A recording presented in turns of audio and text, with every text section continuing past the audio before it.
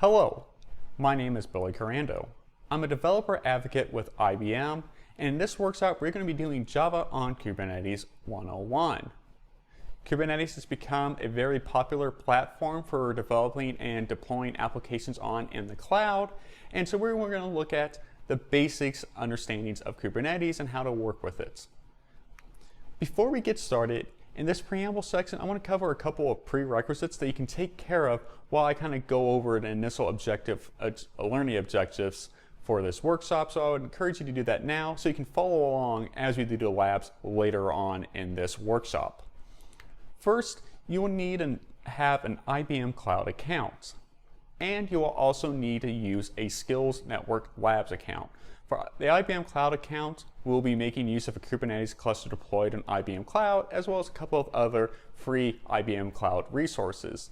The Skills Networks Labs account will allow us to perform the labs in a nice containerized environment that will have all the tools you'll need to build and deploy and run through all the course material without having to install anything on your system.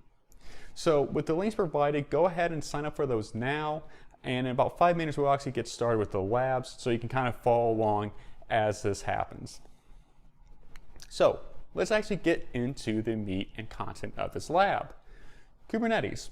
As I mentioned, it is a popular course and our popular platform, and it's been rapidly growing in use and popularity since it was developed or released in 2014. After all, that is probably why you're here in this workshop, because you've been hearing so much about it. So the keys to Kubernetes growth and popularity is that it's extremely flexible. As long as what you're running is running in a container, which is pretty much almost anything can run in a container, it can run on Kubernetes, so that obviously opens up Kubernetes to a lot of different workloads. Also, Kubernetes is extremely extendable. Kubernetes is just like a very basic framework, as we'll kind of understand throughout this workshop, and it allows things to be built upon it to fulfill different needs. So if you need a service mesh, well, you have Istio. If you need a package manager, you have Helm. If you need to do some sort of pipelines like CI/CD, you can do that with Tecton. And maybe if you want a PaaS offering, well, there's something like that with OpenShift. So Kubernetes has like a nice base to build off on for many different needs.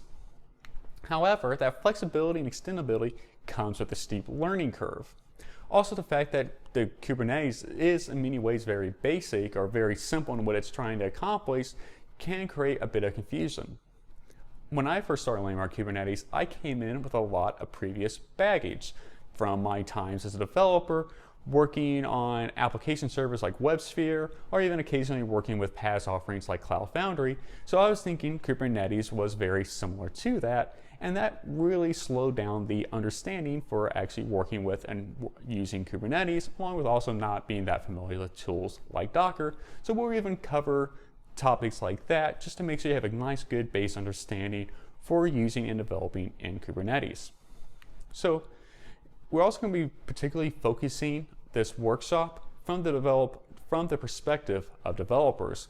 So we're not going to be really getting too much into how to manage an application that's running at mass, or manage a Kubernetes cluster that's running at massive scale, that's maybe running many thousands of different pods or containers at the same time. We're going to be mostly kind of focusing from the perspective of building and deploying applications that developers will be working with, or clusters developers will be working with, which would be either on your local machine or some sort of limited scale within like a development environment. So kind of the skills and things you need to learn from that perspective. But of course, how you're going to be building and designing and working with applications that will eventually be going to production. We're just not going to be focusing too much on the ops perspective. We're focusing very much on the dev perspective. And that's why it is Java on Kubernetes 101. So the learning objectives we're going to be covering is Kubernetes architecture. We just need to get like a good understanding of like all the technologies and tools and just the key concepts that are in Kubernetes, so you can understand what's really kind of going on in that Kubernetes cluster. Then we're going to look at kubectl or kubectl or kubectl. I'll be using kubectl, but this is the command line interface that you can use for interacting with a Kubernetes cluster. We'll be needing to use this a lot as developers as we're designing, developing, and of course debugging our applications that are running in Kubernetes. After that, we will then focus on some of the key things you need to think about when you're designing an application that is running in a Kubernetes environment. And then finally, we'll finish it up by focusing on some of the things you can do for configuring applications when they're running in a Kubernetes environment. So you can pass in like environmental variables and things kind of like that. In this first lab, we're just going to go through the steps of setting up a Kubernetes cluster on the IBM cloud. Hello, welcome to the first lab on Java on Kubernetes 101. So you'll be running all these labs within the Skills Networks labs, which provides a nice convenient shell that has all the necessary tools you'll need to run this workshop. And that way we don't have to worry about different versions, Windows, Mac, Linux. We don't have to worry about any sort of privileges on your system. So you should be able to run, you will be able to run everything from within this workshop. I know here the instructions aren't set up, but by the time you're actually taking this course, all the instructions will also be here, of course, along with my narration. And if you have any questions at all, always just feel free to email me at william.korando@ibm.com or DM me at Billy Korando. And if you're watching this during the J4K conference, I should be available to be able to message within the conference chatting application. So let's get started. In this first workshop, we're just going to kind of get all of our resources set up for the rest of the workshop. So first, what we need to do, I was just clearing out my environment here just before, we need to do a git clone of the repository, of a code repository prepared. All right. And then we're going to cd into Java Lab 1. And then next, what we want to do is get a promo code. So you should have a promo code available, which will give you access to a free IBM Cloud Kubernetes cluster. And so to get that started, though, we need to do IBM Cloud. And we're going to go to billing and usage, and I did that a bit quick, but we're going to click this little IBM Cloud icon here to open up the IBM Cloud in a separate tab. And then what we want to do is go to promotions, and then using that code, we're just going to apply that, and that should work. In this case, this is a pre-existing code, but for you, it should apply successfully. If you don't, again, reach out to me. So with that applied, now what we want to do is do IBM Cloud login --SSO to log us into this account. We're going to do no because this won't actually open in this environment, but we'll just follow like command click or control click, and then we're just going to copy this value, and we should be now successfully logged in. And make sure you say no to any sort of update or usage tracking. Just answer no to all those questions. So next, we need to create an API key. And to do that, just need to copy this from the instructions, just perfectly as is. And that will create a file, and it should be under this directory, so key file. So whatever the API key is here, you want to copy that. And then we will want to run this create script developed by my good friend JJ. And if we just put this API key in here,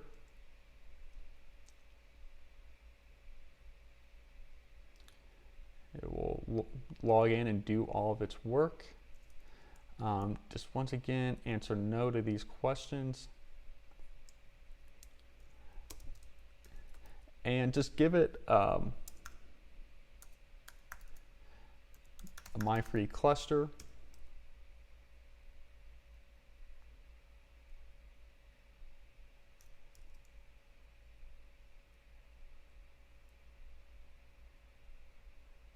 So in this case, this should start the process of starting up a Kubernetes cluster. For me, it failed because I already have a free cluster running, but it should start running for you. And this process will take about 25 to 30 minutes to complete. But luckily, the next section we go deep into Kubernetes architecture, so we have plenty of time for that to run. We do, however, need to complete a few more steps before we go into the next section. So we need to log into, Kubernetes, our IBM Cloud has its own privately hosted container repository, a subject we'll get into a bit more depth in the next section, but we need to log into it because we'll be using it in a later section. So we're going to do login, and you specifically want to use IAM API key. And again, we're going to use this API key we created up here just a moment ago. And that should successfully log you in. The last thing we're going to do, we need to then create a namespace on our container registry. And we're going to use the email address that you use to sign up for IBM Cloud account, but it has to be all lowercase. For me, I'm using Billy Developer Avocado, all lowercase. It's going to fail for me because this namespace is already owned by my account, but these namespaces have to be unique, globally unique. So by using your email address, it should be unique as well. So we'll give Kubernetes some time to start up, but this is the end of this lab, and we will get into Kubernetes architecture, which is a deep subject, should take about half an hour, and that should give our Kubernetes cluster enough time to start up. If you have any questions or you see any issues during that creation script, it didn't say it was successfully created, definitely let me know. Again, if you're watching this after the conference, after J4K, feel free to email me, william.korando@ibm, or DM me at Billy Korando.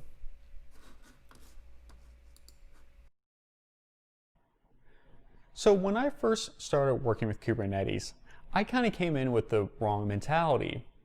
I was basing Kubernetes upon my previous experience of having worked with application servers like WebSphere or WebLogic, or even some PaaS offerings like Cloud Foundry. However, Kubernetes is not like those platforms at all. So to kind of maybe, again, help make it easier to get and understand Kubernetes and, again, kind of flatten out that learning curve, let's get a basic understanding of Kubernetes, some of the technologies that underpin it, and of course, its architecture. So in this section, we're going to learn about containers, container registries, container orchestration, and then we'll formally get into Kubernetes itself, and we'll be looking at its API, its control loop, networking within Kubernetes, and then some other common Kubernetes types. So as is often the case when it comes to computer science, everything that is old is new again, and that is no different than when it comes to containers.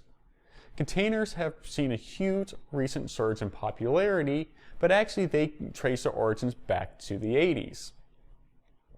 So why are containers becoming so popular? Well, they offer several key advantages. They encapsulate all the run dependencies of an application within a single package. And then that package is then very portable. Instead of needing to install a JDK to run a Java application, and then any other kind of software like a Ruby runtime or a .NET runtime or anything like that to run a C# or Ruby or any of these other kind of applications, all you need is your containerization software. So it's much more portable. It kind of goes back to the same concept of Java build runs run anywhere as long as you have the JVM. Now it's build one image and then run that anywhere as long as you have the containerization software. And then these containers are also very shareable. As we mentioned, there's going to be some container registries, which will get a bit into more depth, but it makes it very easy for an individual or an organization to then share their image with the broader world. You're not going to have some sort of complex behavior just to be able to run a Docker image or to be able to publish and get one. And then containers are much more lightweight when compared to VMs because they don't need a whole guest operating system because they can make use of native operating system functions. So instead of images that are size like gigabytes, they can maybe be in hundreds or even less megabytes if you can really work on getting them pretty lightweight if you want to. So when we're talking about containerization though, really we're talking about only one kind of software, and that's really Docker. So as I mentioned, containers have seen a recent surge in popularity, and that really traces back to when Docker went general availability back in 2013. And it's pretty much the de facto choice for containerization. There are other options, but we won't really cover them in this workshop because, again, the popularity of Docker is just so much. So what is it like to kind of work with Docker? So you build a Docker image, and to build one, you need a Dockerfile. And within that Dockerfile, we have this really simple hello world example. And at the top, we have our from, and that declares the base image that we're building this Docker image from. And in this case, I am using the .openjdk JRE11 hotspot image. Then below that, I am copying in the resources that really I care about that I'm from whatever artifacts that I am building. In this case, again, it's just a simple hello world class file, not even a jar, and I'm copying that into the root of the image. And then finally, I have my command, and there's several other options: command, there's also run, and entry point, and that's just telling Docker what to run when the container starts up. So how do I build this? So I issue a Docker build command. So we do Docker build, that executes the Docker build daemon. The period is setting the context, in this case the current file I'm in which case Docker then will look within my current folder and look for a file named Docker or Dockerfile. Of course, you can use other names if you need to as well.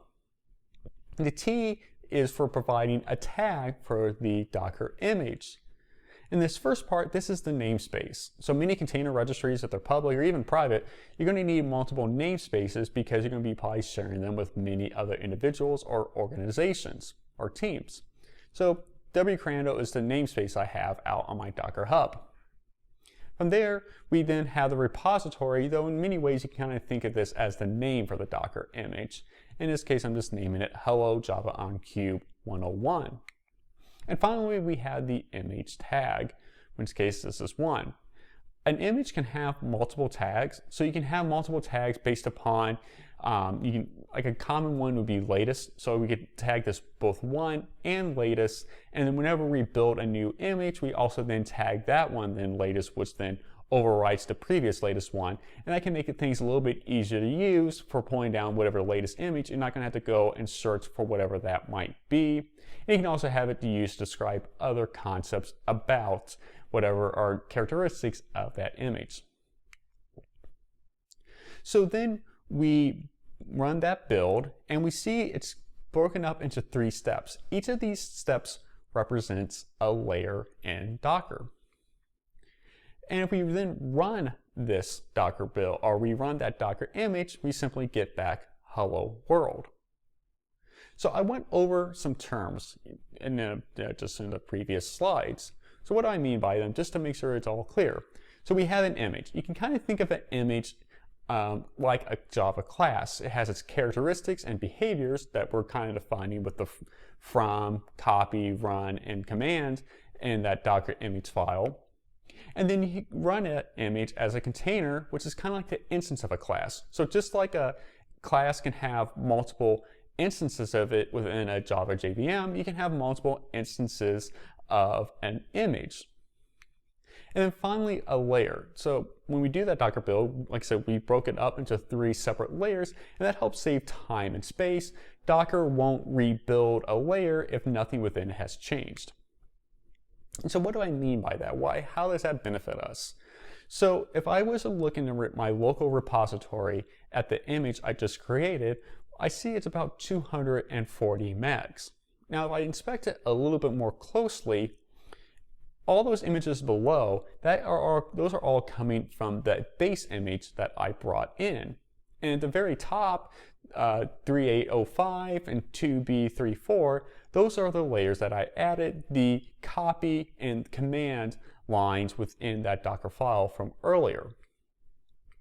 Now, if this image is already cached, if I, whatever container, either locally or in my container repository, already have a copy of the adopt OpenJDK JRE11 hotspot image, then this is all I would need. Only the top two images or layers is all that would need to be downloaded or moved around, which only comes out to about 426 bytes. So that can save potentially a huge amount of memory. Of course, this is an extremely simple example, so it wouldn't be quite that level of difference typically, but it would typically still be pretty substantial, and we'll kind of get into a bit more on better strategies for when building containers in a later section. So then when we push up that new Docker image to our container repository, initially we're pushing up all those different layers because it wasn't existing before out on my container registry. You know, I didn't have a pre-existing Java adopt OpenJDK hotspot out on my container registry. But let's imagine I did make some sort of small change to my code and then I re-pushed that image. Well, then the only layer that was pushed was just a small layer that was changed, which again is going to save you a lot of memory or a lot of resources. So container registries. Container registries are very similar. You kind of think of them as being like Artifactory and Nexus. It's a place where we can store our Java or a Docker images so they can be shared by others either within an organization or even outside of an organization. And working with a container repository or container registry is pretty similar to kind of working with Git. The terminology is very similar.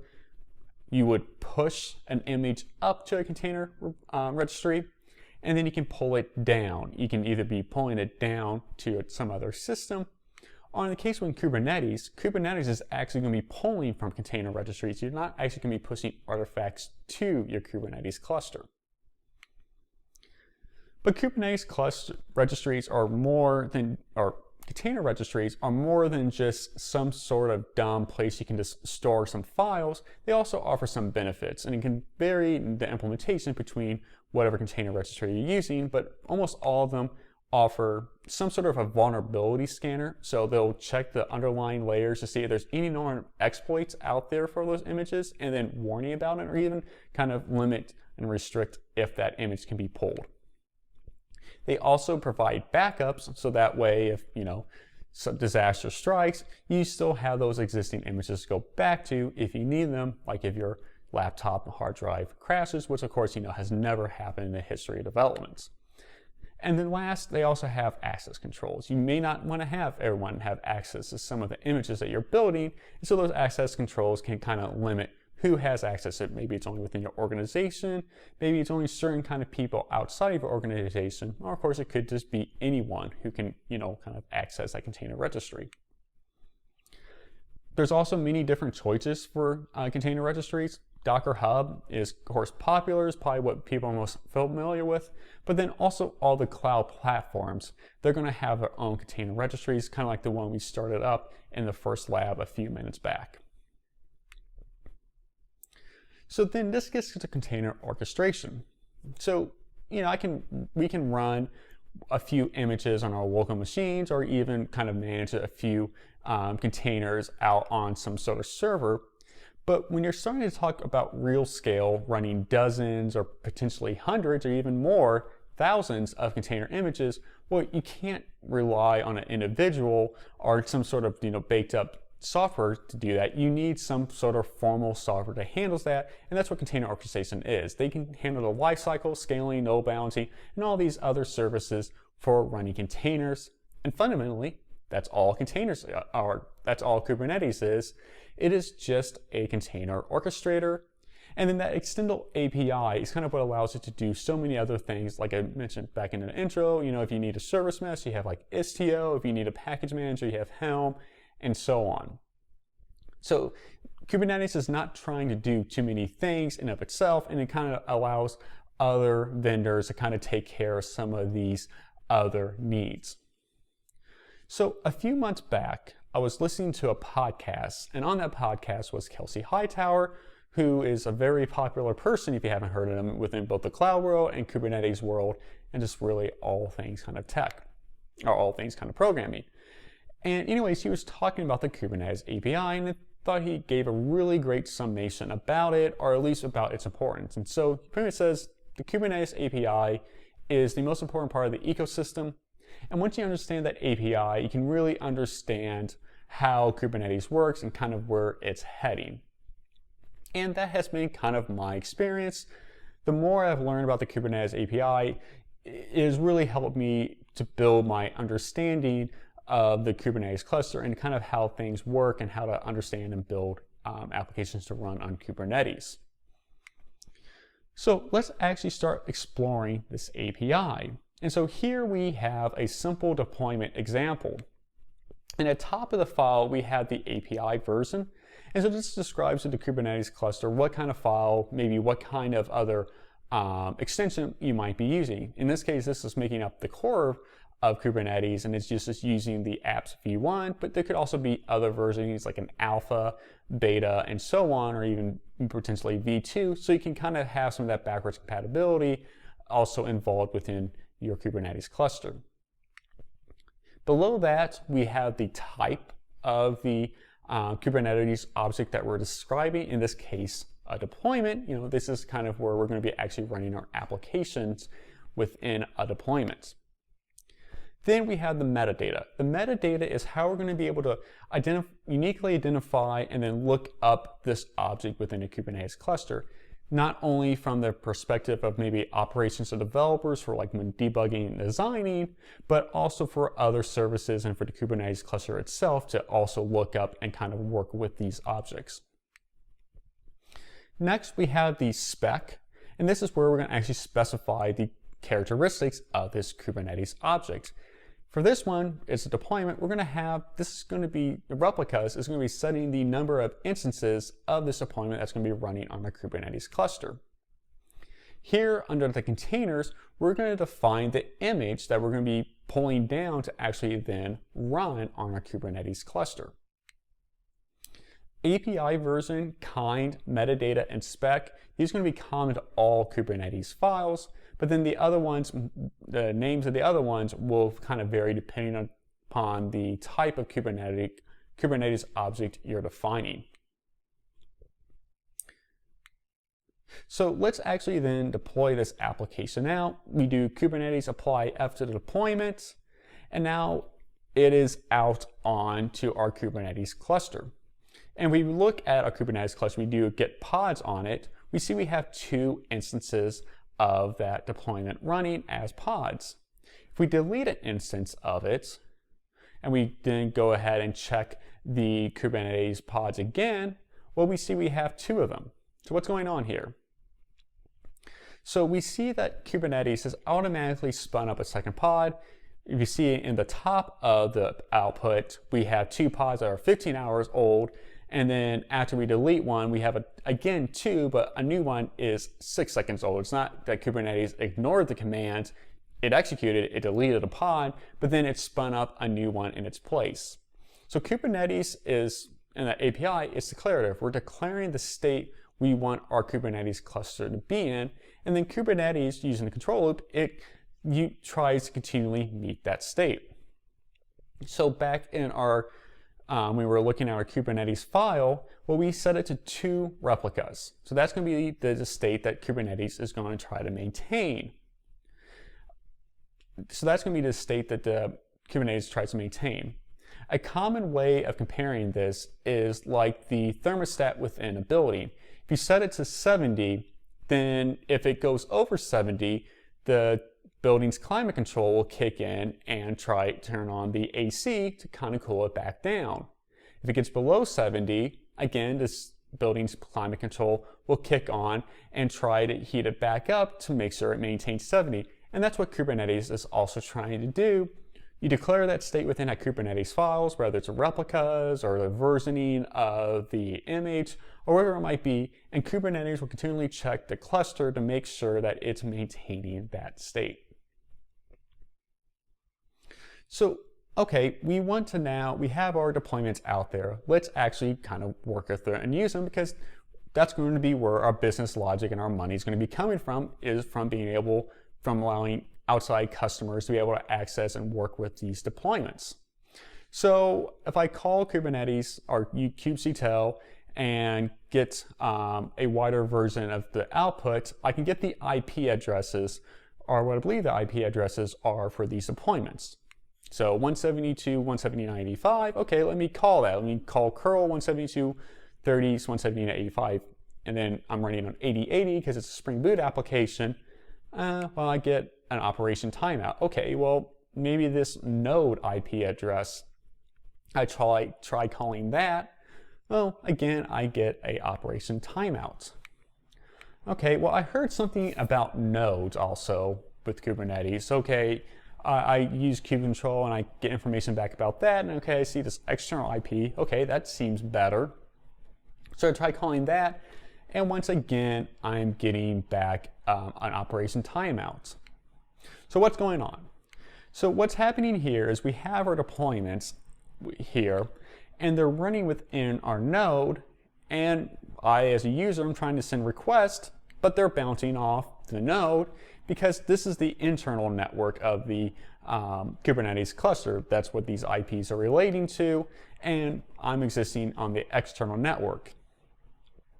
So, so nodes represent workers within Kubernetes, and that's what's going to be running our applications out on the Kubernetes cluster. In the Kubernetes clusters we're spinning up, they're just going to have a single node, but in a much more realistic cases, most Kubernetes clusters will have multiple nodes. All the same, we can't get to our applications, so we need to create some sort of tunnel to actually get to them, and this is where some of the other common Kubernetes types get into it. So in this case, we're going to build out a service, and in this specific case, a node port. So as we can see, we have the common fields that we saw for a deployment: API, kind, metadata, and spec. In this case, we're defining a service. And you can see within the selector under the spec, we're referencing app hello service. Now, if we remember back to our deployment YAML, we also defined within the metadata labels app hello service. So this is how Kubernetes and this node port links itself in with that deployment. So I take and deploy that service file. I do kind of like I did with the deployment file. I do a deployment apply and that service YAML file. And now with it out there, I call get services, and I see it get some ports back. So that 8080 refers to the internal port address, and the 30112 is the external one. So now we have our tunnel to get into it. So we have our node port at 30112, and then our node, our external node IP address of 169.51.203.32. We combine those together. We call curl 169.51.302 and all that, and we finally get back our hello world. So some other common types, we already kind of covered deployment. And then pods, so when we create a deployment, that's going to create a replica set, and that's going to then create a pod that's going to be actually then running as an application out on a Kubernetes cluster. So when we're calling get Kubernetes pods, that was based upon the deployment we just sent out to the Kubernetes cluster. Service we just covered, those provide some services that handle some common tasks for our Kubernetes cluster. There's also replica set, so that's going to handle the number of instances of a pod that's running on our cluster. And there's going to be some other ones like volume, config map, and secrets.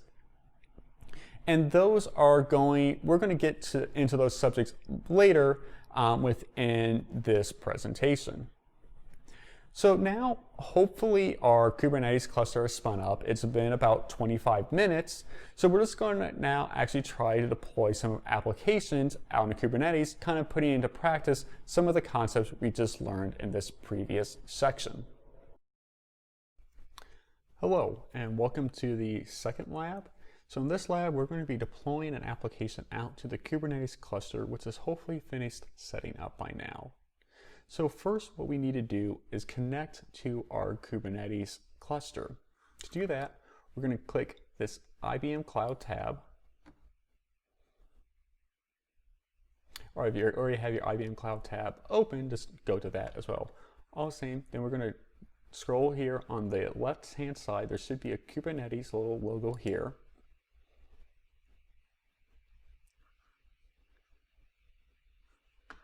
And hopefully your state is normal. If it's not normal yet, you may have to wait a few more moments while the cluster finishes setting up. Hopefully it won't take too long and you can still kind of keep up with the rest of the workshop and lab. Fortunately, sometimes it does take about 25 to 30 minutes and it can take a little bit longer, especially if a lot of people are starting up clusters at the same time.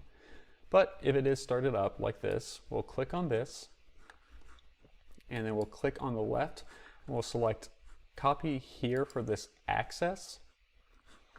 Then back in here, in our terminal window here, we'll just go ahead and run this command in our terminal, and that should connect us to our Kubernetes cluster, and then we can confirm that we're connected by running kubectl get nodes. And so in this case, we are connected, and again, we want to see the status already. If it's not ready yet, we may have to wait a few more moments while this project, while it finishes setting up. All the same, though, you can kind of continue some of these steps while you wait for that. So what you want to do is do cd java uncode lab 2, and then we're going to simply just do a maven clean package. And we'll just build up our Java artifact. And again, for you, this might take a couple of moments while Maven goes and downloads all of the different dependencies that this project is using. So it'll be a little bit longer than what I'm showing here. But once that's done, then we are going to tag this build. So we're going to do Docker, or actually build and tag it, tag. And then we're going to do us.icr.io. So we need to put that at the start of it because we're pointing it to the container repository on the IBM Cloud platform. Then you're going to use the namespace that we set up in the previous lab. That should be just the all lowercase of your IBM Cloud account, which should be just your email address. In my case, I'm doing Billy, developer, add Korando. Of course, it would be different for you. And I'm going to go into this deployment file, and we can just keep it to where it's hello Java on Cube 101. Just copy it here from the deployment file and build. And so that will run the build, and then we can just copy this here and do a Docker push. And this will push out this layer. And this might take a few more seconds just because mine's already cached out there. But once it's pushed, then what we can do is here we need to update the namespace in our deployment file. So we update this here because we need to tell Kubernetes where to properly pull it from, and the namespaces are going to be varying between all the different labs. So update that with the namespace that you're using. And then we're going to do kubectl apply f deployment. And so this is going to send this file to Kubernetes, which then it tells Kubernetes how to describes Kubernetes this deployment and where this file is coming from. In my case, I already had it out there, so it's unchanged. And if we then check to make sure that it's successfully out there, we will do kubectl get pods. And what we should see is 2 pods returned, both running and having started fairly recently.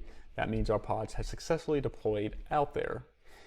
If you're getting some other status like a crash backoff loop or image not found or something like that, you want to make sure to check to make sure your image is correct, that it's actually referring to the container repository location that you just pushed your image to.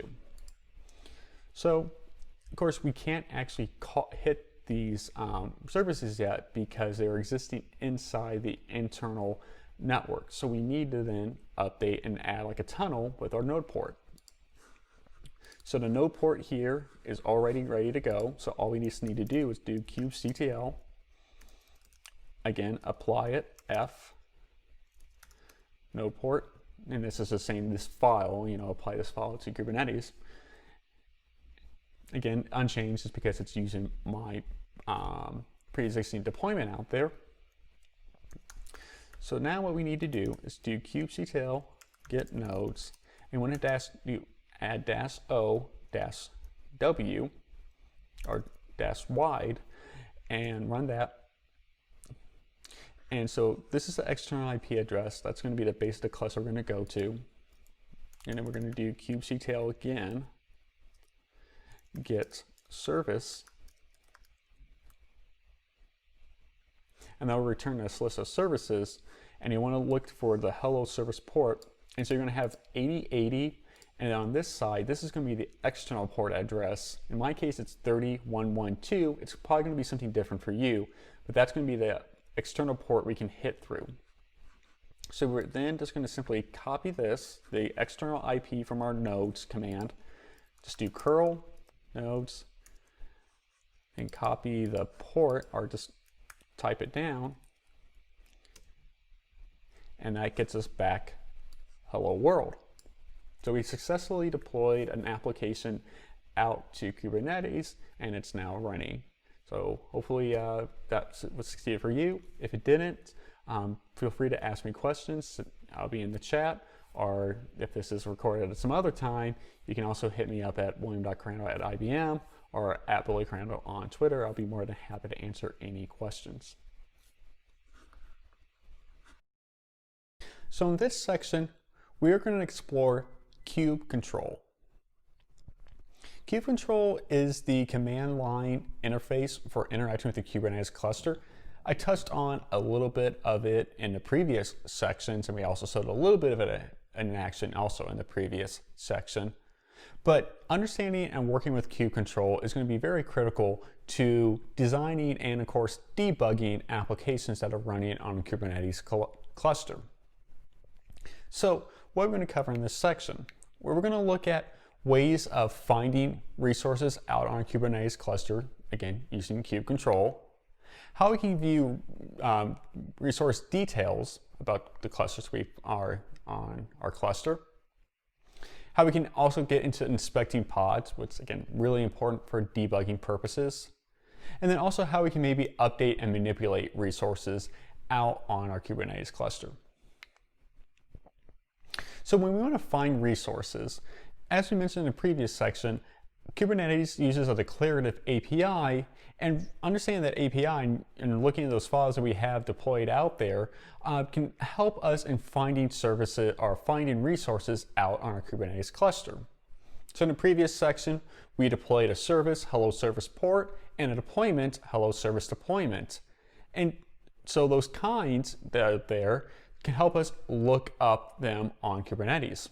So if we use kube control get kind, so like we get kube control get deployment, we get back to the deployment we have out there. And if we do kube control get services, well, we get back to the hello service we deployed out there, and there's also the Kubernetes service out there as well. So of course, we only have a very few amount of limited amount of deployments and resources out on our Kubernetes cluster. What happens if we have a whole lot more deployed out there, as would be the case when actually maybe really building and deploying out in Kubernetes, even if it's just local or development?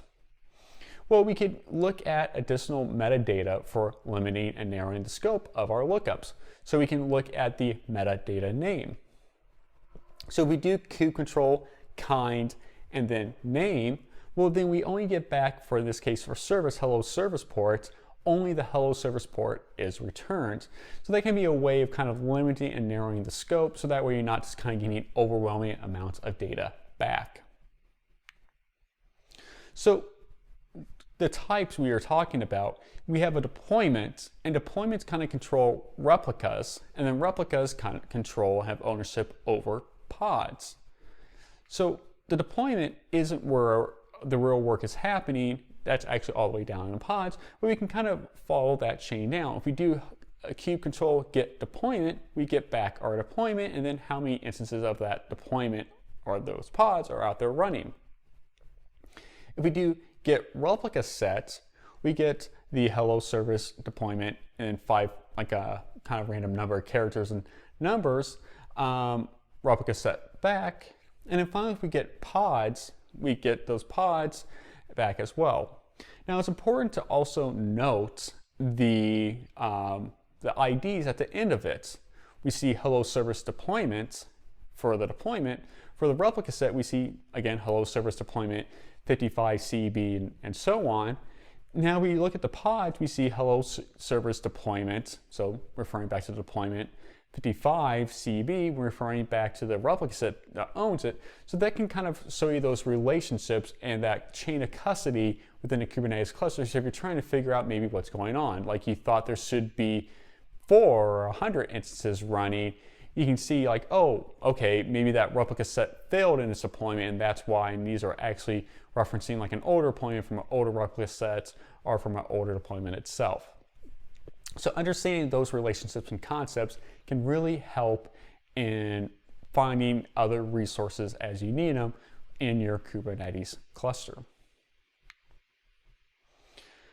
So Kubernetes also allows clusters to be virtually segmented with namespaces. And so this can allow teams and organizations to make more use of their existing clusters without having to get additional hardware.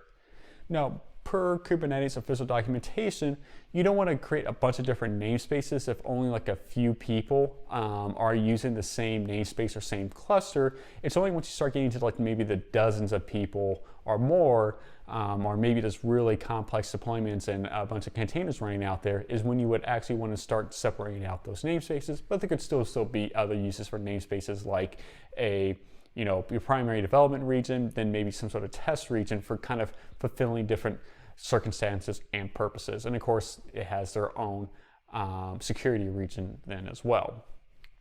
But if you do have multiple namespaces on your Kubernetes cluster, you might need to access them to make sure you're running them things correctly. So for example, if we do kube control pods, if we add uppercase A, that will actually look for all pods running across all the different namespaces. I've concatenated the output of this because it would have just gone clear off the slide, and that wouldn't matter. But you can see how in the namespace we're getting stuff back from like IBM system, kube system, default, and then also the test namespace. Now maybe you only want to look back for things from a specific namespace, in this case test. You can just do the hyphen and test, and then you would get back only the resources located or only the pods located within that test namespace. Now maybe you are on a team and you are always working out of one specific namespace. In that case, you can also just config and change your default namespace by doing kube control, config, set context, current namespace, and then your desired namespace. And now instead of having to do the -n test as I did in the previous, in this previous slide, I can just do kube control get pods, and I get back those same pods because those are the default namespace of the test that I'm in. Naturally, the default namespace is the default namespace that kube control is set to initially, unless you, as we see above, define otherwise. So we're getting back some of the basic details of these services, but we might need to get, well, we're almost often going to need to sometimes get back more detailed resources. And kube control offers a variety of ways for doing that. So in the previous section, how I looked up the IP address for the node that my deployments are running on was by adding -o output wide to the end of my kube control get command. And so I get back additional columns when I do that. Again, here I concatenate it, but it would also have things like the operating system that's being run, the version of Kubernetes in the case of nodes that's also being run. So you would get back additional, maybe very important information by doing this. But OY doesn't always provide a whole lot of this information, but there are other there are other options. You can do -o YAML or also JSON to get the full declaration for that resource that Kubernetes is actually running. So if I did kubectl get service for our hello service port, we would get it back. And you also see that when you actually deploy something out in Kubernetes, Kubernetes actually does then add some other configuration to it. For example, some annotations to the metadata so it can actually look them up as well. They'll also add some other metadata, for example, like when it was actually deployed. So like that's how it can like calculate the age of the service, as well as also things like the current status of it. That would all be provided within this YAML or the JSON if you were to look, use that to look up a service. Alternatively to the Git, there's also describe, which can also provide some of the same information back in a somewhat different format than maybe YAML or JSON. So that's also another option. There's also some specific information that kind of does also come up within describe, depending upon what kind of resource you're looking up. So, okay, we're kind of getting a bit more information into it, but we're not really getting into maybe some of the real nuts and bolts of actually debugging this application. I mean, I know I always kind of deploy applications and code out there that never has problems, but eventually, you're probably going to run into some sort of issue, so you're going to need to do some sort of debugging. So let's start looking at how we can inspect pods. So we get our pods back, and from that, we can look up the logs associated with the individual pods by just taking back the name and then doing kubectl logs and then the name of the pod, and that gives us back the logging that's been sent to system out from that pod. However, looking up individual pod logging can be laborious, especially if you're maybe running a bunch of instances. So you can actually use the metadata to kind of do some cross-cutting searching. Here, we're going to use the label app hello service, and then with that, we can do kubectl logs and then label app hello service, and now the two instances of that pod we had running, which both had that same label, we get them both back. If you can see within there, the ID of that pod is being printed out within the logs. Also, sometimes you need to kind of go in and look into the pods themselves to see maybe you think something was supposed to be added to that image, but it's not there, or you just want to check to make sure. So you can do kubectl exec, execute, and then you pass in the name of that pod, and then maybe whatever command you want to have run. In this case, we're doing just a list to kind of list out all the different folders and files within the root of that image that's running out there. So that can be very helpful to make sure that, again, maybe you're making sure that some resources available out there are, the actual values within that resource are there as well. That's where this can be very helpful. You can also use this to use kubectl to get some metrics. So if we were to do a top on a pod, we can get back how much memory and CPUs is being used by that pod. Again, both with this, also with logging, in a real production setting or maybe your stage setting, you would probably be using some more advanced tooling like Datadog or whatever your cloud platform offers to actually get this information back, but that might not be set up, probably definitely when you're running locally, or it may not be set up for maybe certain kind of development clusters just because there could be too much of a cost associated with that. So understanding some of these commands can be very helpful.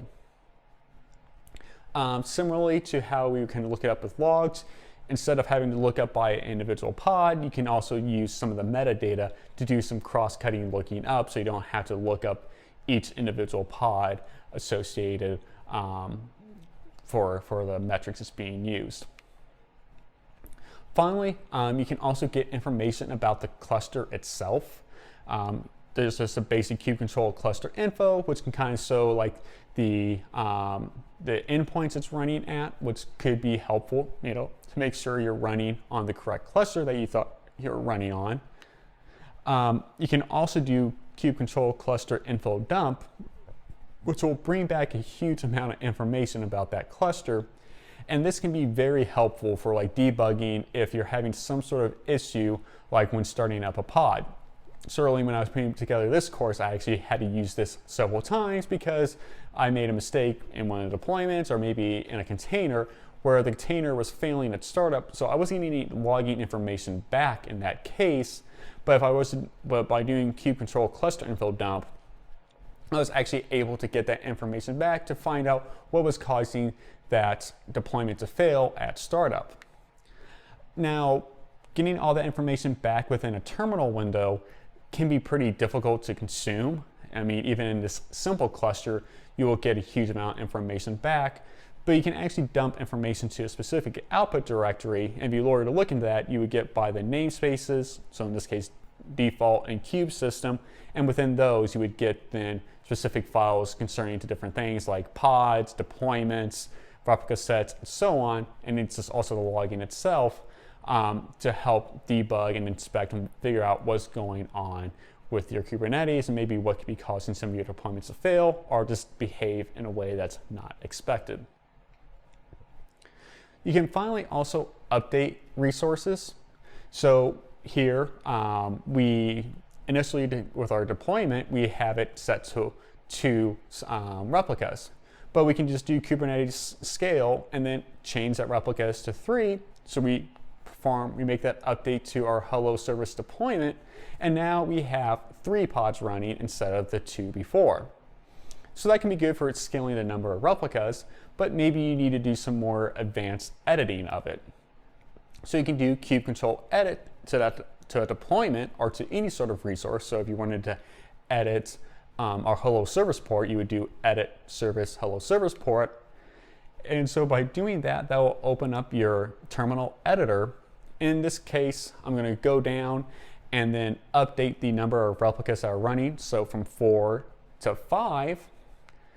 And then I'm going to, in this demo here, I save that change. And then if I get the number of pods back, I have 5 pods running now. So again, as with a lot of these commands, you wouldn't be running these typically in production. You definitely would not want to be editing your deployments out in production, but they can be very helpful during the development and debugging process. Because most of the time when you're going to be running stuff in production, you want to be backing that using a concept called GitOps, where you can actually declare the state of that files within a GitHub repository, so that we have versioning and you can just have a consistent place to look to for the state of your Kubernetes cluster. So in this next lab, we're going to get hands-on with kube control, going through performing some of these commands we just looked at in this section. Hello and welcome to lab number 3. In this lab, we're going to kind of put some of the 2 practices that we kind of talked about when it comes to working with kubectl, get really hands-on with it during this lab. kubectl, particularly when you're kind of talking in a local or more development kind of cluster, it's going to be extremely helpful for when it comes to debugging, diagnosing, trying to figure out what's going on in Kubernetes cluster, maybe trying to figure out why something isn't deploying properly or isn't working correctly. So let's go ahead and get started.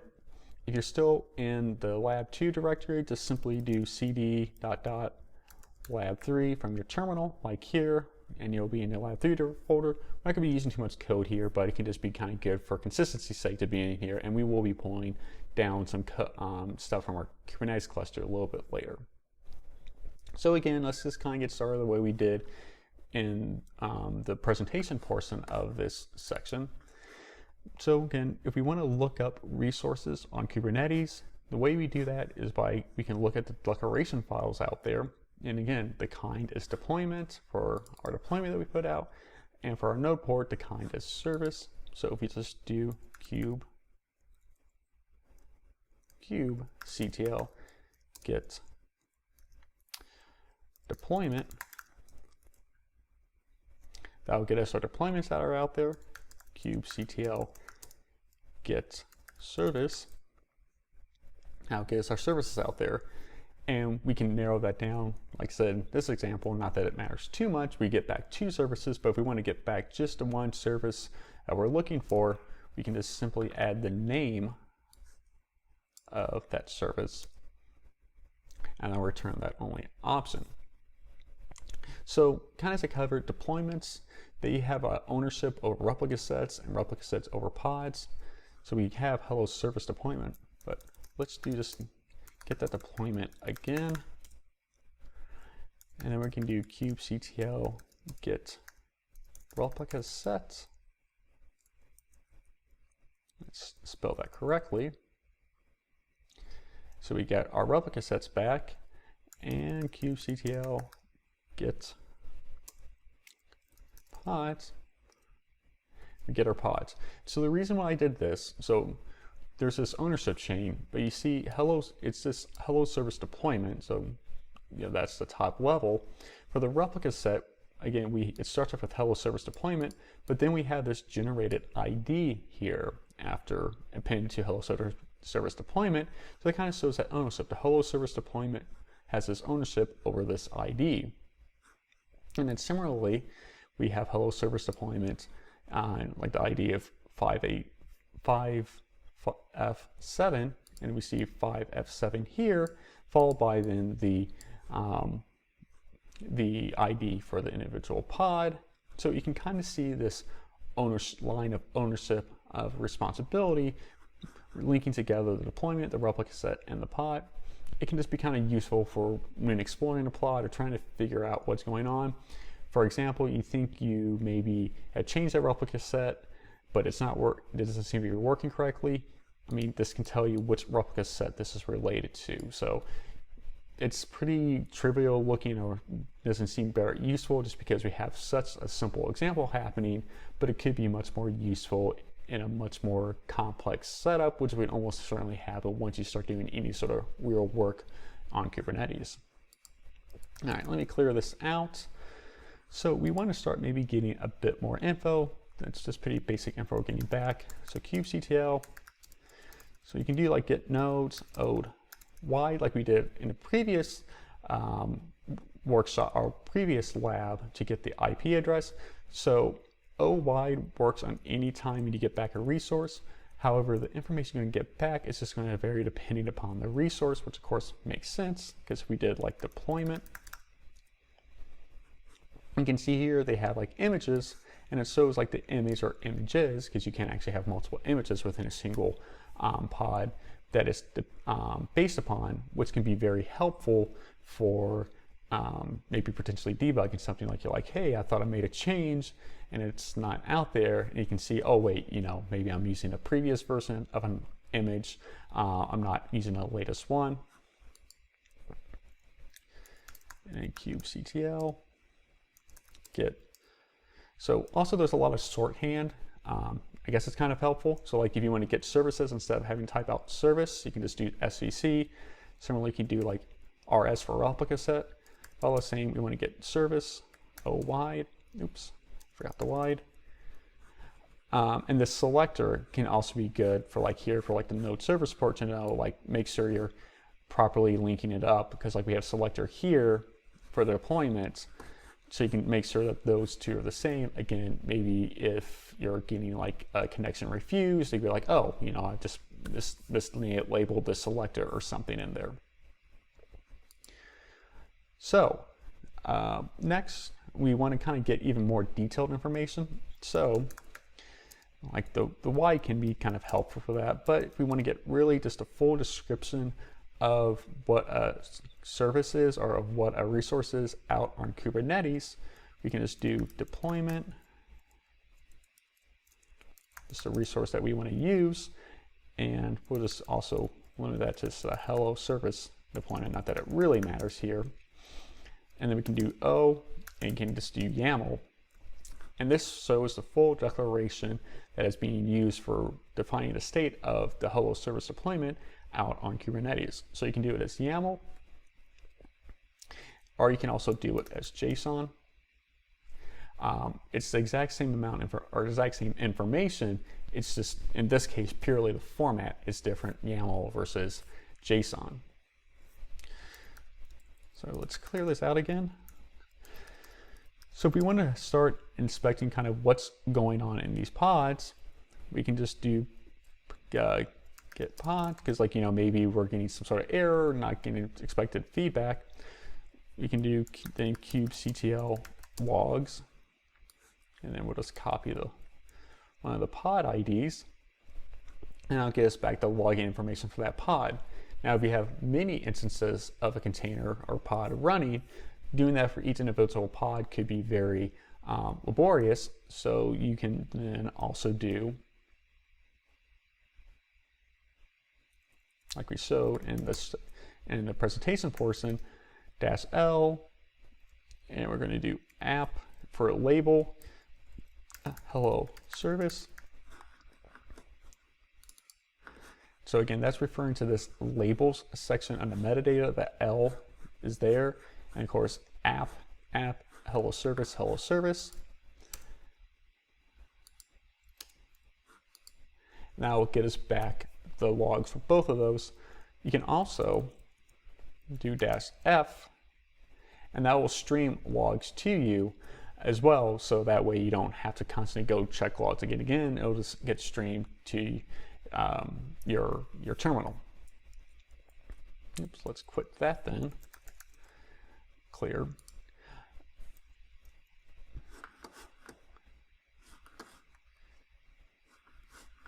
Also, if you want to kind of inspect the contents of a pod, let's get the pods again, so their IDs are available, but you can do kubectl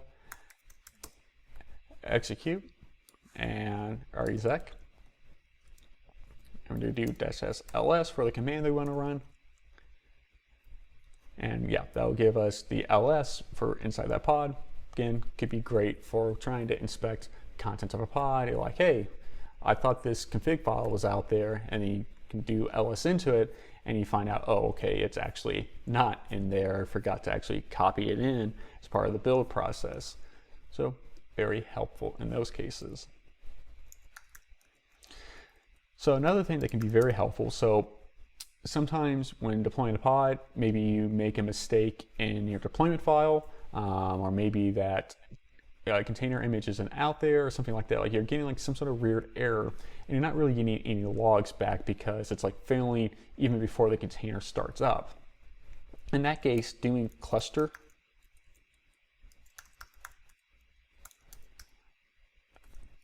info can just get us back some generic info, which isn't super helpful. But the cluster info dump, and probably generally what you want to do is do it to an output directory. And we're just going to do simply temp from our current location. This is kind of why I wanted to move into this lab 3 location. And then that will output here the full state of the the Kubernetes cluster as it's running right now, which can be very helpful.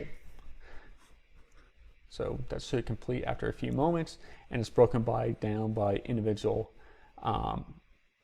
namespace. So we have both kube system and default, but it then shows all the different resources, the logs from the different pods that are out there.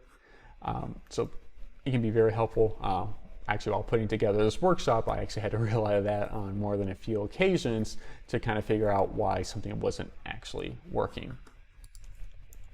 Last, you can of course always edit the resources you have out here on your Kubernetes cluster.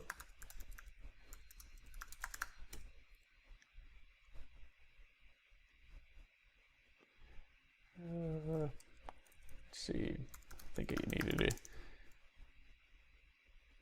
All right, unfortunately, we don't have the VI editor set up within this Kubernetes shell or this Docker shell, so I can't do it here. But being able to resource, again, it's useful only kind of within the perspective of running it when you're in a local or some sort of development image.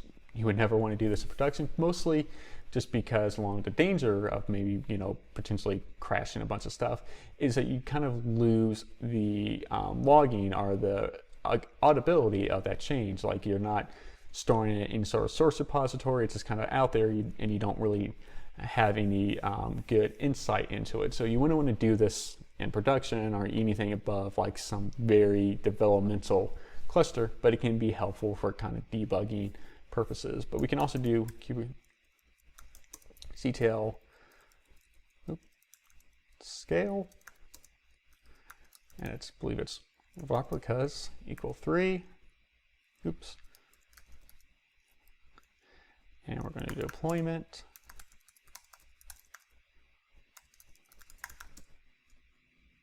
And that scaled that up.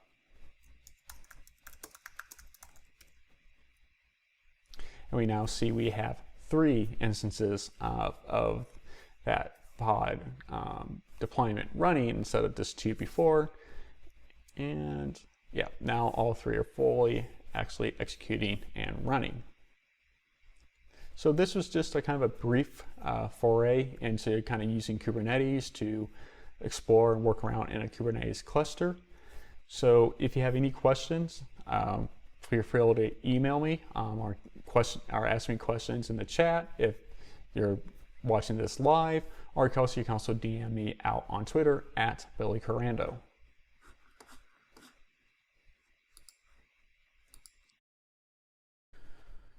In the previous sections, we learned about the architecture of the Kubernetes cluster, and then also how to use kubectl to look up resources and debug processes running on our Kubernetes cluster. Now in this section and then lab, we're going to look at how we can improve the design of our applications running on Kubernetes. When running on Kubernetes, there are some specific design considerations to make sure applications run as optimally as possible.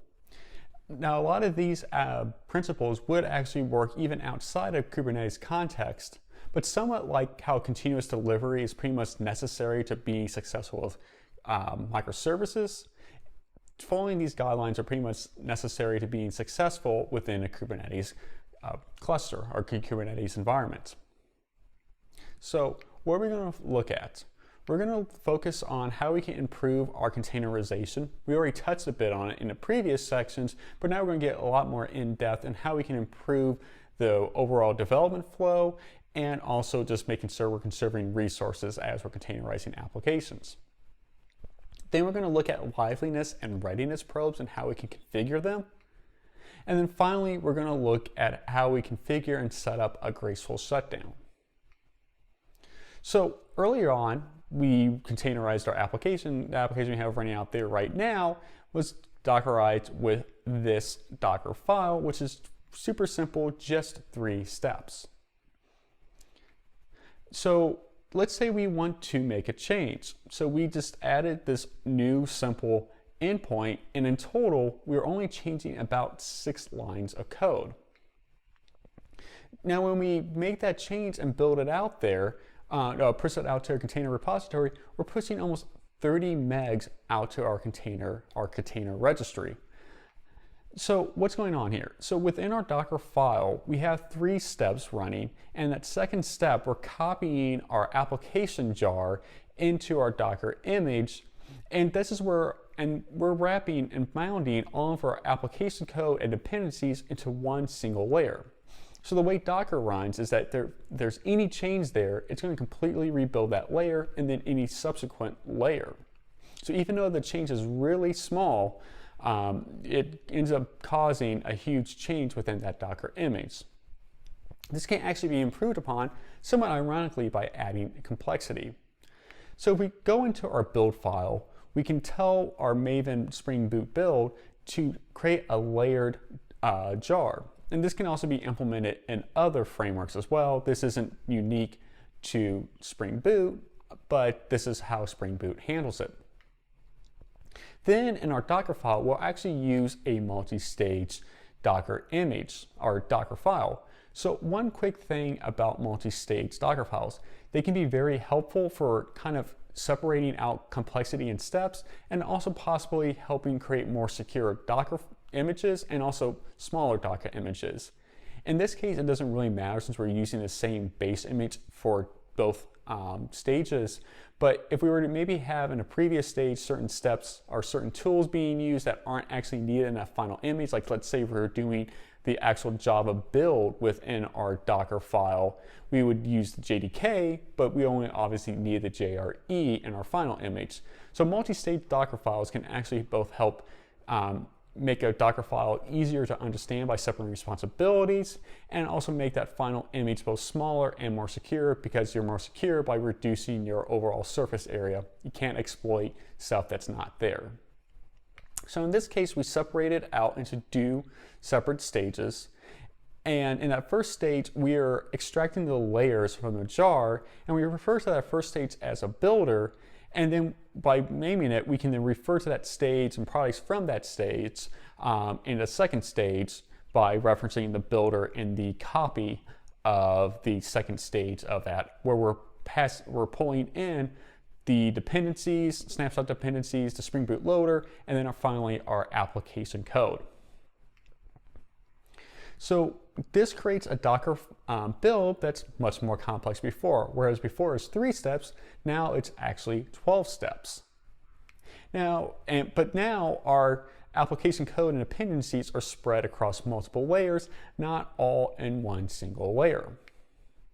So if we do a Docker push to our container registry, we see that it's actually still about the same amount of bits being pushed to our container registry as before, but this is only with this initial push. So now let's just imagine that we went back in and made the same change as before, just adding that one new endpoint and then rebuilding our application and then rebuilding our Docker image. In this case, the only change that happened, the only layer that changed was layer 11, where we're copying our actual first-party application code. So now when we push this image to our Docker, our container repository, our registry, we're actually only pushing up 23 kilobytes instead of 28 meg. So a nearly four orders, actually more than 4 orders of magnitude benefit.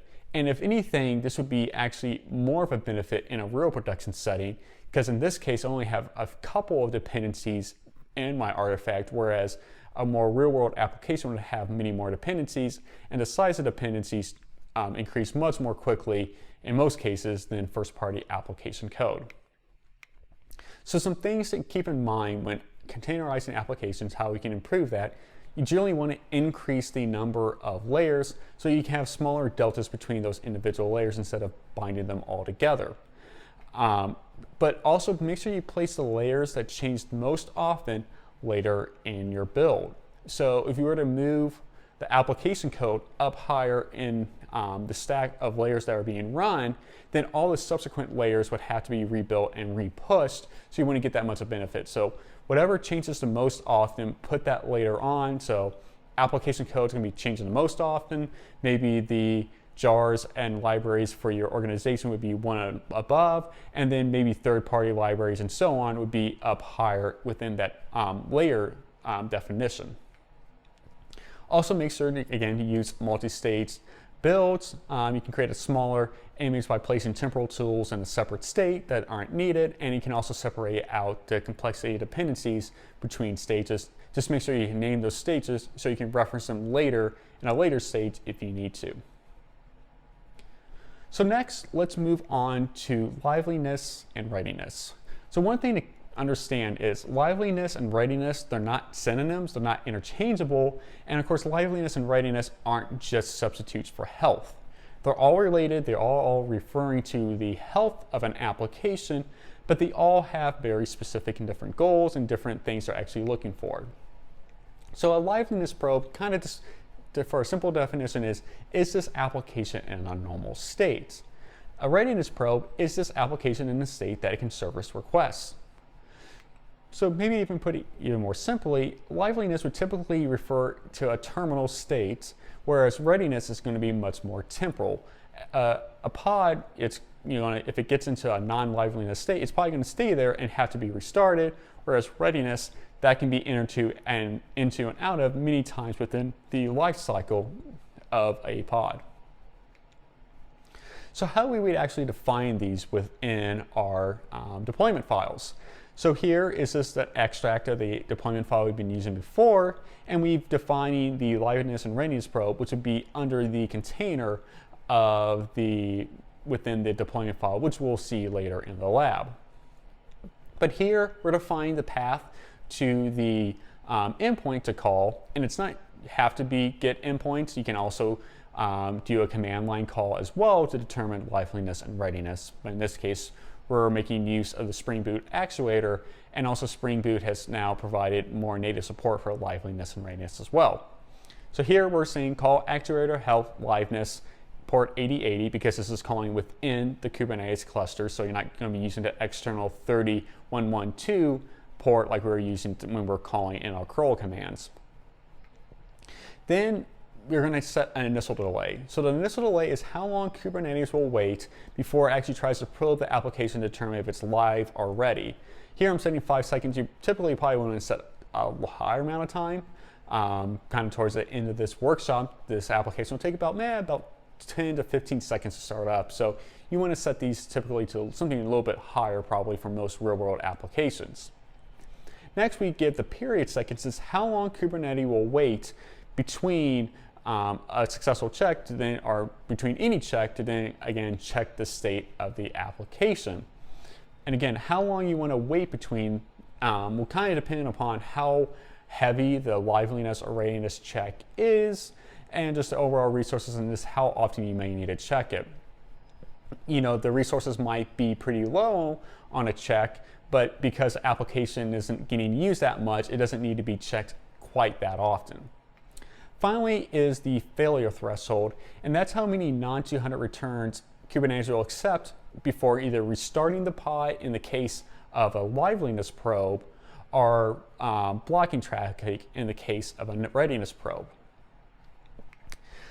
So let's actually kind of test this out. Again, kind of putting some contrived code together to kind of demonstrate this behavior. So here we have 3 terminal windows. I'll try to explain what's going on. And the top one is the status of the cluster. And the middle one is request I'm sending to the services. And in the bottom window is the endpoints I set up to kind of manually control the state of the service. So here I'm setting liveliness or readiness to false. And so this is going to cause Kubernetes to start blocking traffic. So I call it, and now I'm getting connection timeout requests for a few seconds, but then it returns quickly to being in a ready state. So now I can get successful calls again. So here I'm going to set liveness to false. And you can also see the update in the cluster status above from the chains. Now the application is broken, and I'm getting my connections refused because I only had a single instance out there, but we can see again at the top of the cluster status how Kubernetes is now restarting the application. After a few moments, a new cluster has started, and I can again see and get successful requests sent in. So when configuring liveliness and readiness probes, a book that's really helpful in kind of understanding these is Release It by Michael Nygaard. There's actually a newer version, but this is from the first edition. But the 3 major concepts I kind of want to focus on are cascading failures, bulkheads, and blocked threads. So let's say we tie liveliness to some sort of downstream service, in this case, a database. For whatever reason, that database goes down.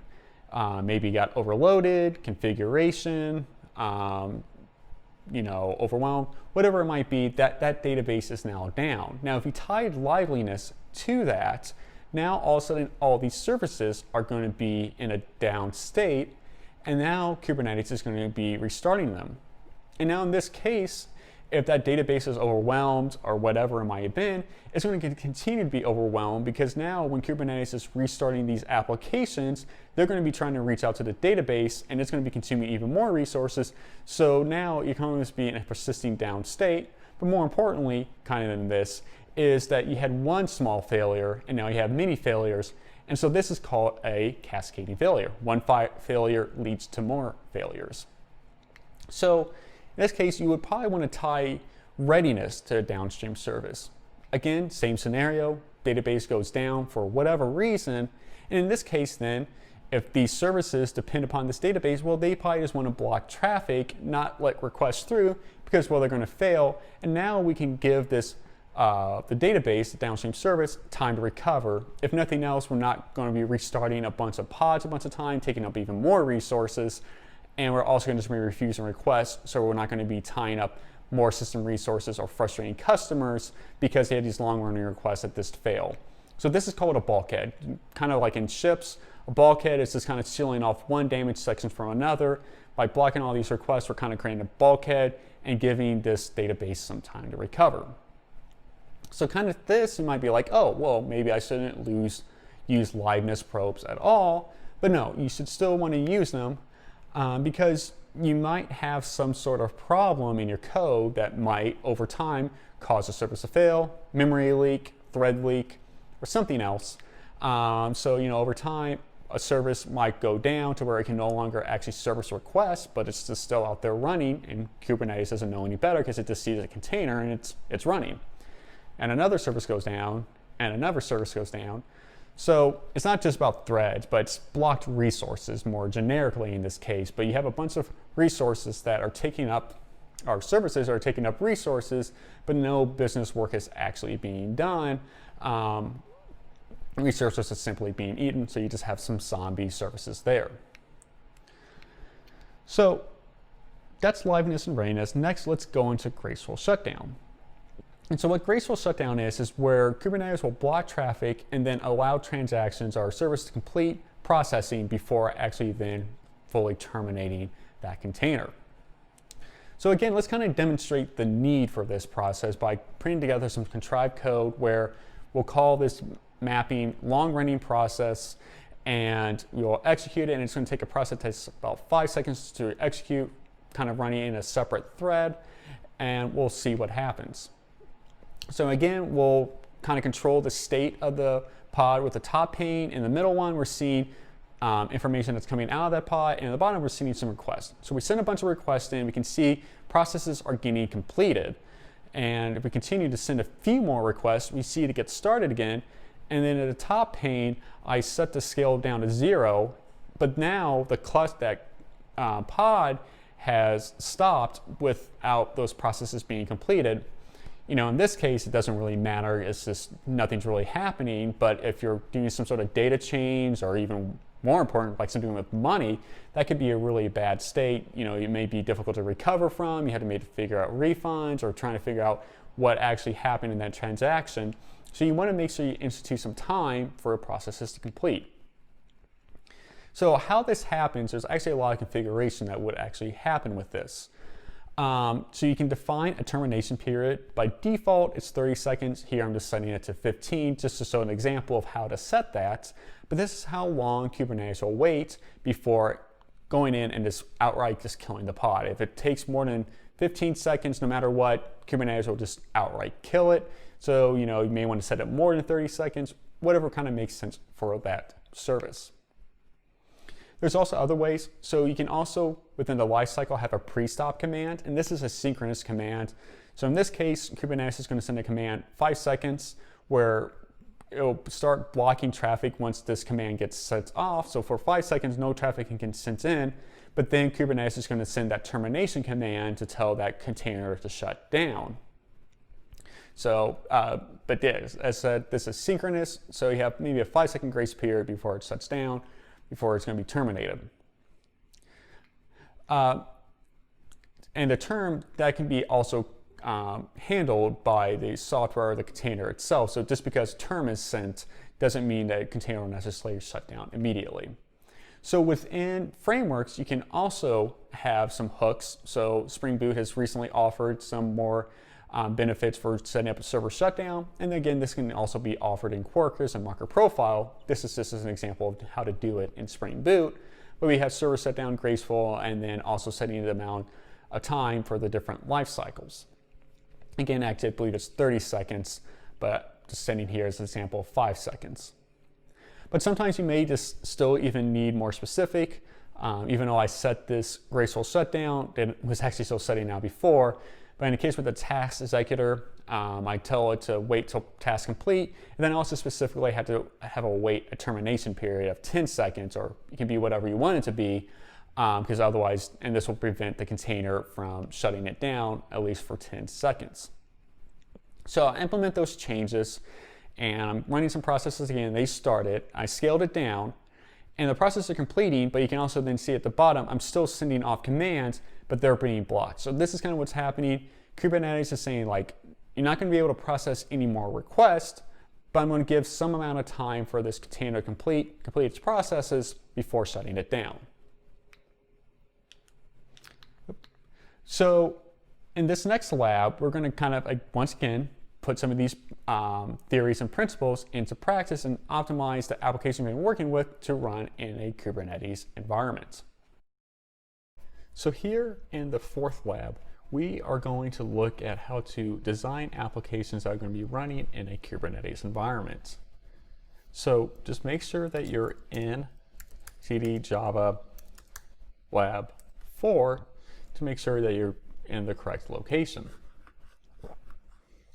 So most of the code and changes are already here, but we're just going to have to uncomment them out, or uncomment them. So just go into your deployment file and uncomment all the lines. Got to make it run at least a little bit, right? So there's that. And so this is setting up the liveness and readiness probes. And it's kind of covered.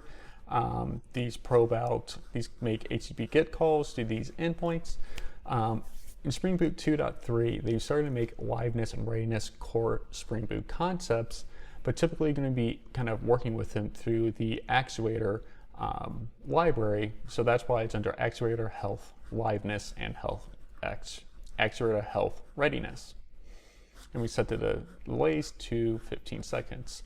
One other thing, just want to update this to 2, and you're going to also want to go ahead and update this with your IBM Cloud account or the namespace that you set up during Lab 1. So I have Billy Developer Avocado, and so we'll come back to that in a second.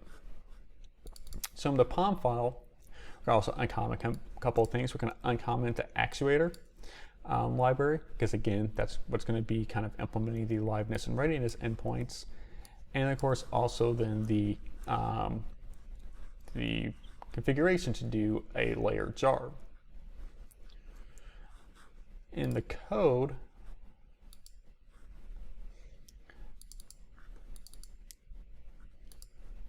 you'll go into Health Java on Kube Service 101, and let's uncomment these lines. And for task executor, this will tell both the task executor to wait to stop from shutting down until all the tasks are completed, and at least wait 10 seconds. This will prevent even the term signal from actually terminating the container that this Java application is running in.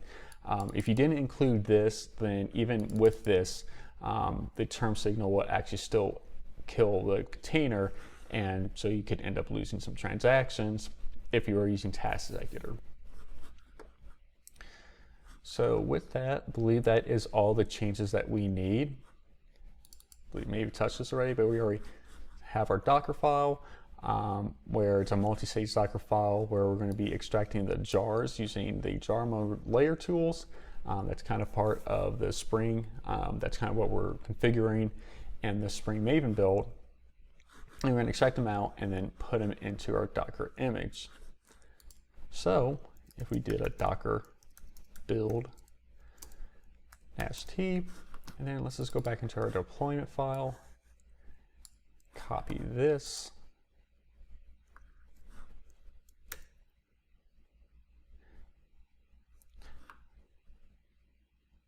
now that did not look right.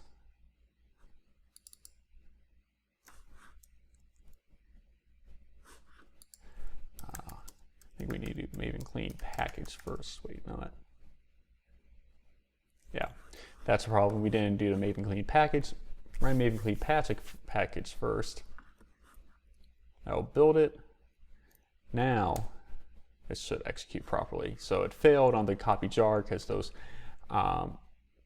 the jar wasn't configured correctly for what it was expecting. But now we see it ran the 12 different steps like we showed in the presentation portion.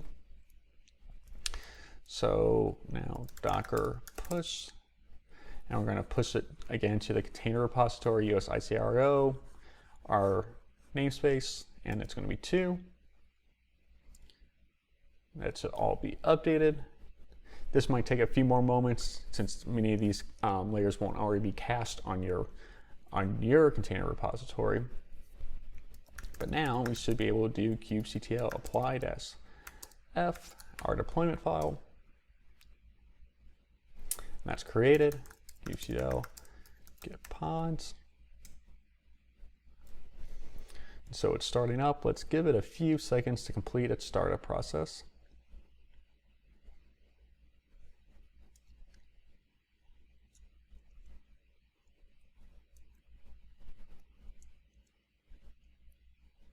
So the startup process has completed.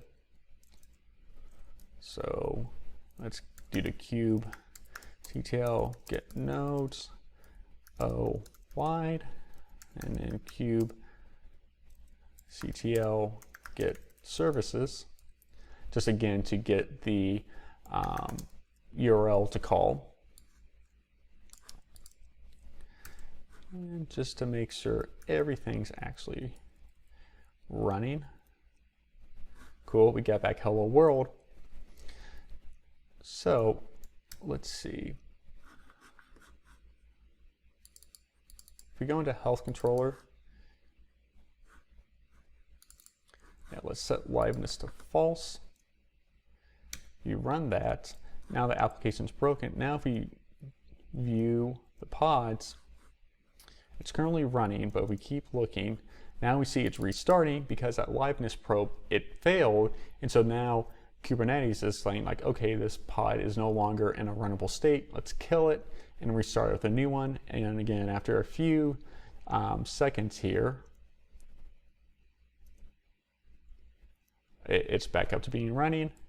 If we were to do something similar with readiness, okay, now application's refusing traffic.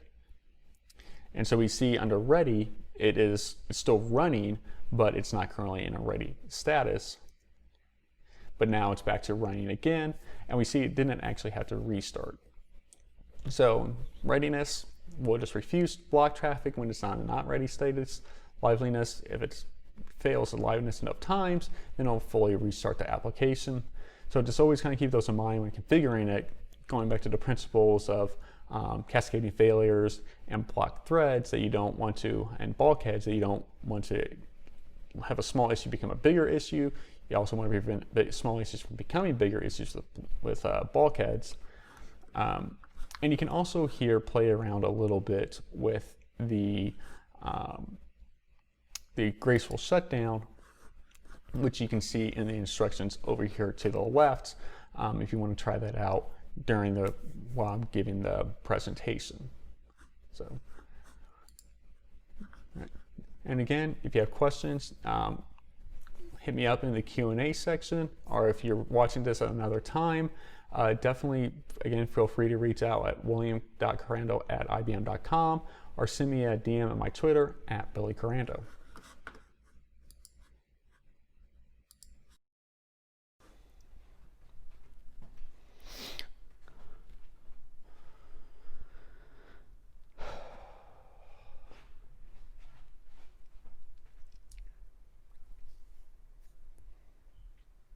So in this final section, we're going to learn how to handle persistence and configuration of applications through the environment in Kubernetes. Rarely do simple apps like ours written and work in the real world. Oftentimes you're going to need to depend upon configuration information being passed in from your environment to connect to specific services, or you're going to need to persist data between transactions. So let's take a look at how to do that within Kubernetes. In this section, we'll look at how to work with volumes in Kubernetes, environment variables, config maps, and secrets. So let's first look at volumes. So a volume provides persistent storage outside of a pod or a container. The because these pods and containers are ephemeral, when they shut down, any sort of information written within that pod or container is also similarly lost, and sometimes you need to persist data between containers. So again, going to create a contrived scenario where we're just going to be having like a simple data application, and in this in this controller, we're going to call init, and it's going to initialize data if it's not already present within that database, and then we're just going to have like a simple get all to get all the resources and all the data back as well.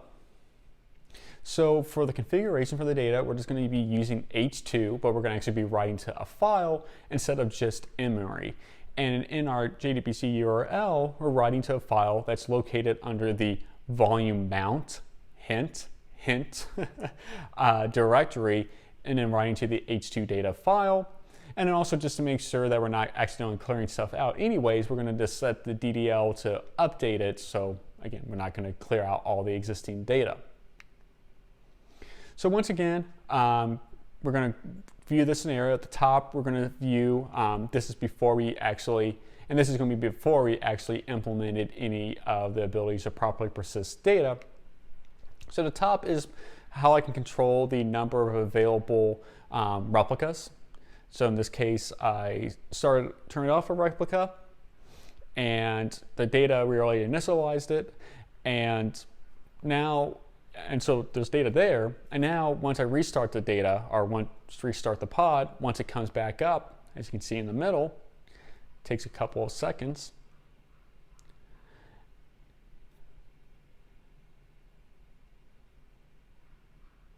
And now with that running again, I call the data to get all the information, and nothing comes back, and I have to initialize it again before I can get some data back. So clearly, all this data that we wrote to it is being lost because it's writing right now to a file within a container, and when that container goes down, that data is just completely deleted and lost.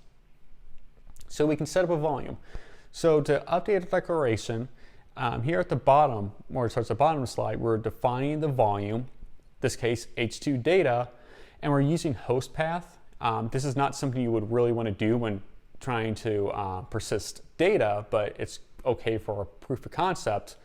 And we're writing it to the node and to the temp directory in the node, so all the more, it's just temporary. Then within the deployment itself, we're mounting that into our container, again, referencing that H2 data for the volumes you just defined below, and then we're mounting it to that volume mount path. So if you remember that back from the configuration, volume mount, that's what it's going to be mounted into within our container, same as the mount points. Running through this same scenario again, at the top, controlling the status of the pods, pod status in the middle to see them restarting. So we already see data has come back from a previous run I did to this one. And I restarted the pod, and now it's currently coming back up. And it's going to take a few seconds.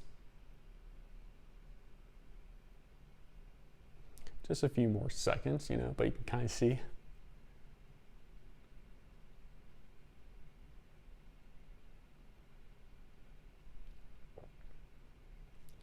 So finally, the pod is now back up and running.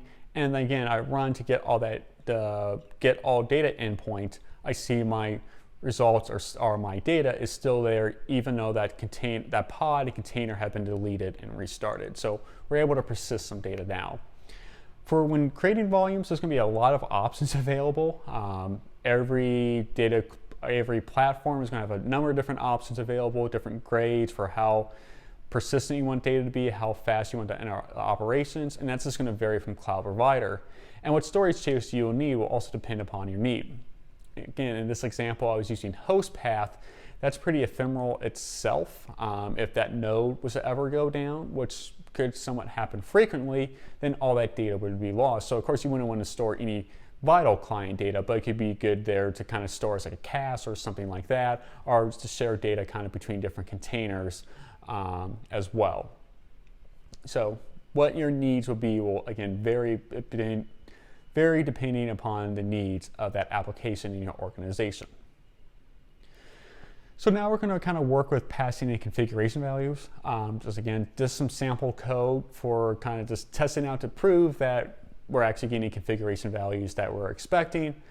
So I created another controller at the config endpoint, and I have three endpoints: environment, config map, and then also my secret message, referencing environment variables, config map variables, and then also secret variables. So environment variables allows some passing of some simple configuration into a container at startup. Within our deployment configuration, we just provide the env and then just like the name and the value. You can also reference some other environment value that's stored within Kubernetes as well, but then we can just pass that in via the args command into our Kubernetes or into our container that's starting up. Of course, you have to reference the same name as the environment name. That's how the linking would happen there. But we do that, make that change, and we call config environment, and we get back, of course, the value that we set for the environment variable. Config map. So this is a good way to externalize configuration information. This is probably for when you have something more substantial, or maybe something that can be shared across. Like you want to connect to like some sort of service, like say like a Kafka service. You can have different services connecting to that. It could be good to put the information as a config map versus having to have like that defined within each deployment declaration in a bunch of environment variables. Or it can also be good for externalizing things like an application properties if you're using Spring Boot. And so that's what I'm doing here in this config map called Spring Config. If you look under the metadata field, and I'm passing a bunch of things in, and then also at that last line, I'm doing config map.message, and that's just again going to be our way to prove that we're actually pulling data from this config map and not just from how it was previously defined. So I apply this to my Kubernetes cluster so it's out there, and then within my deployment configuration, I actually mount this it's just kind of like a volume really as far as Kubernetes is concerned. So I reference the config map, call it that I made Spring Config, and then in the previous I only have one single key, application properties, and so then I reference that as the item that I want to pull in. I then mount this config map referencing application properties, which is the name I gave for the volume, to application, and that's where our application is being stored within the container, and then to the config, which is a special folder within Spring Boot, which Spring Boot will look there for application.properties to load them in as the properties to be used in the application. It will prefer that over whatever in metainf. So again, run that, update the application, call config map, and I'm getting the configuration properties from that. So quickly going back there, you see we're passing in password within a config map. Doesn't matter, it's H2 and the data there doesn't really matter, but of course, if you're connected to a real service with real important client data, well, of course, you don't want to be storing a password in clear text as it would be in this case, or also on your Git repository. So that is where secrets come in, store and provide sensitive information, keys, passwords, etc., that are then encrypted on Kubernetes. So first, we would need to base 64 any sort of values we want to store in a secret. So I'm just storing a password, basing 64 encoding that, and then also a super secret message as well that we're going to use to prove that we're actually pulling from this secret. So create a secret definition file and apply that to our Kubernetes cluster. And we're going to kind of load this information in as environment variables, but we're going to reference that database connection info secret, that's the name of the secret I just created, and reference those and then the keys within those. So we had the key, password, and my secret, and so we're referencing those values within the key for there, to key reference fields. And then we pass them as args into our container. And if I was connected to a database, I would still get the data back like we saw just a few steps before. And of course, now we're also getting our super secret message as well. So let's, in our last lab, kind of go through again these kind of processes of how to configure an application through Kubernetes our persist data as well.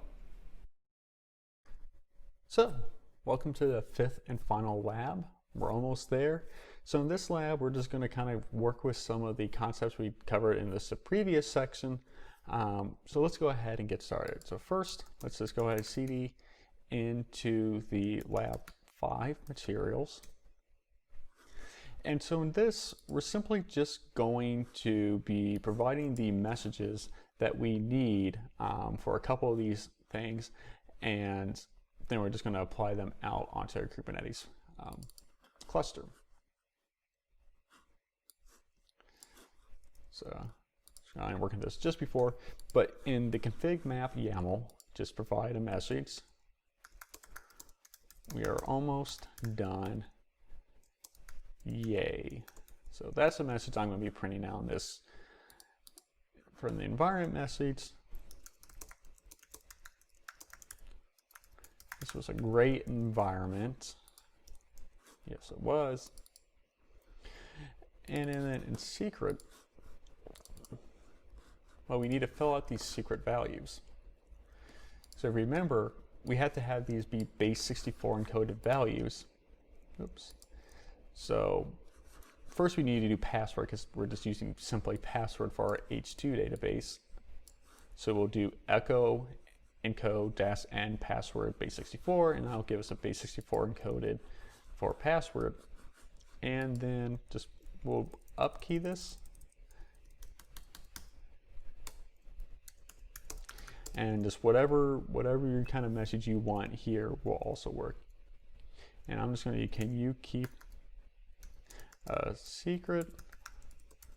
And I'm just going to say me too. All right.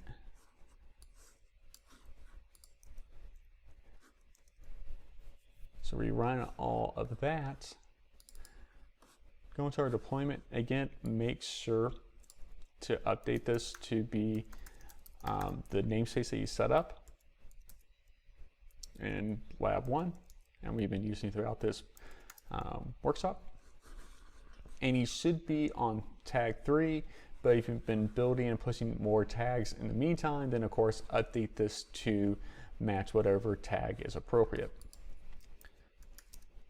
So we're going to do maven clean package, and as that builds, we'll also be persisting some data to the host path.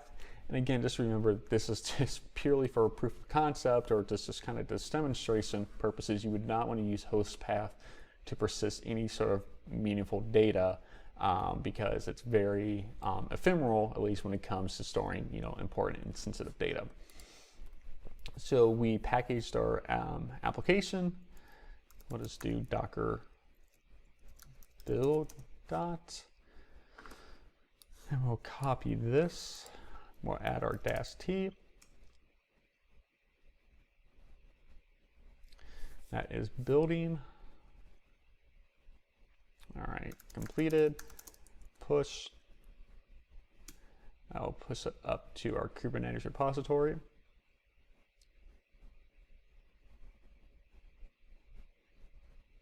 So that took a little bit longer because we added like a H2 database and a couple other H2 dependency to your BOM, so those all had to be updated. All right, so now we need to first put our config map and our secret out there. So we'll do apply -f config map. All right. And then we'll do the same for the secret.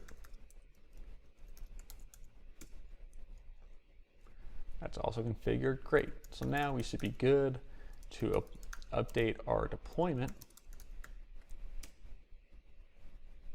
Great.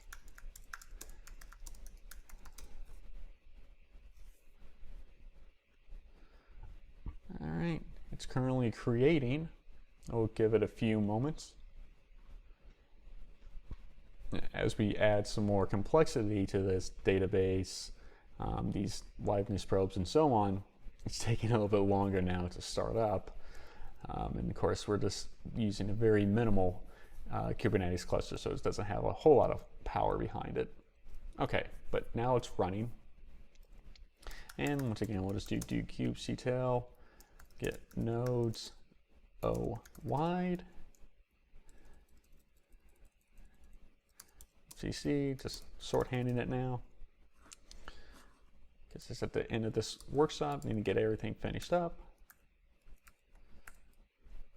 And we're going to do the data. Oops.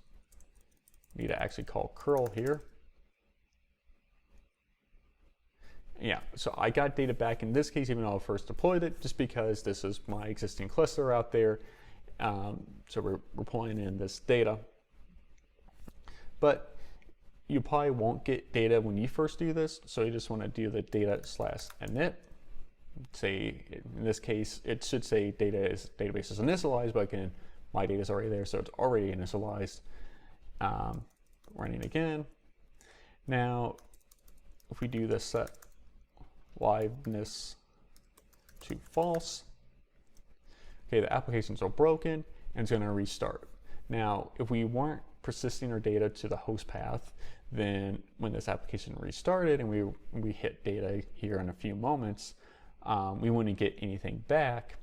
But because we're actually persisting it, we will get something back.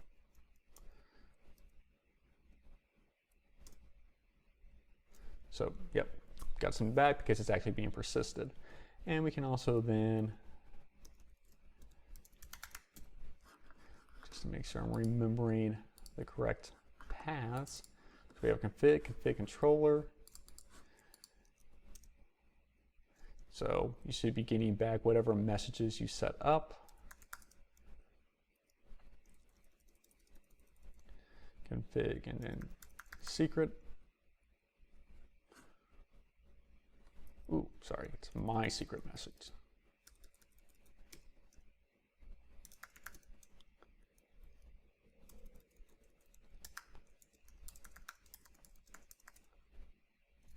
So, can you keep a secret? Me too. Well, one secret I can keep it well is my email address, which is william.korando@ibm.com, or my Twitter handle @BillyKorando.